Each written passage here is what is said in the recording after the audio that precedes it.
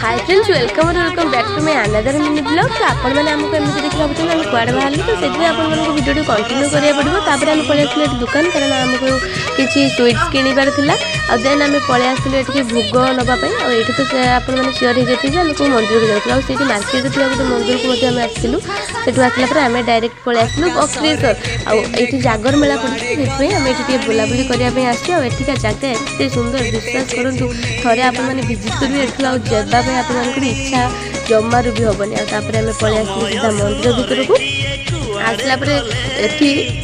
भोग लगे आमको आउ गोटे जगह को भी जाना आउ गोटे कौ जगह को आम जी से भिडियो सेकेंड पार्ट जानीपर देन आम पलि आसलु ये भोग करने भोग कर सारापर ये बुलाबुली कलापर आम पाली पड़ता भितर जाकि पुष्पांजलि देवार तापर आम पलि जाइलु जेहेतु आमको पानी चढ़ार था पलि जाइलु पानी आने ये पाखे जो नई अच्छी से नईर ना कांस बांस नई आईटी भी माने बहुत सुंदर सुंदर जगह अच्छी बुलायापी आईटी पिकनिक स्पॉट भी बहुत भल अच्छी। देन आम पलि आसलु नई पाखक पानी नापी फास्ट समस्ते जड़े जड़े करके पानी नेले जगह एत भल था मत आसवा इच्छा नाला से केवल महादेव को मंदिर अच्छी से नुह ये पार्श्व देवादेवी बहुत सारा मंदिर अच्छी आपण मैंने वीडियो कंटिन्यू कले निहाती जानीपर।